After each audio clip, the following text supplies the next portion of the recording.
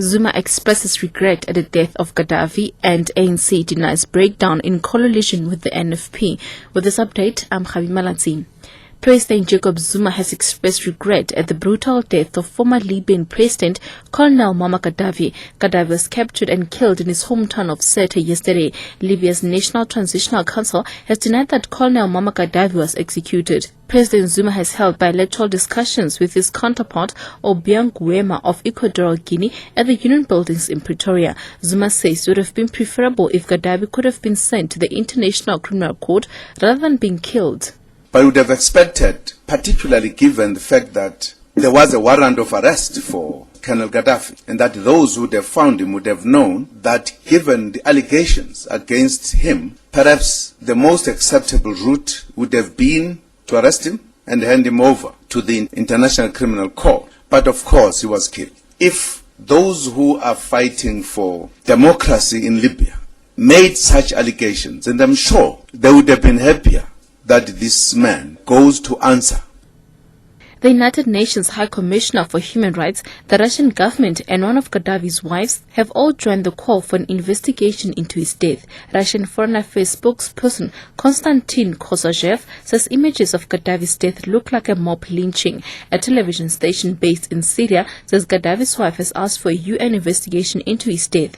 UN Human Rights High Commissioner spokesperson Rupert Colville. We believe there is a need for an investigation.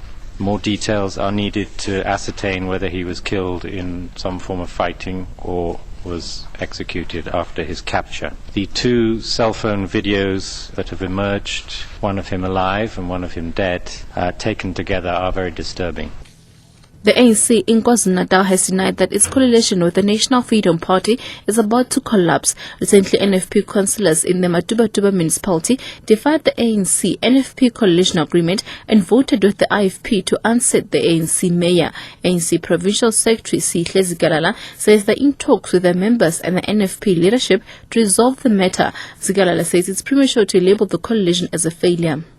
And finally, children's rights organization Molo Songololo says it plans to expose more policemen who are allegedly having sex with underage girls at the Karoo town of Beaufort West. Yesterday, 2 policemen and another suspect appeared in the local magistrate court for various sexual offences. They alleged to have engaged in sex with girls between the ages of 14 and 18.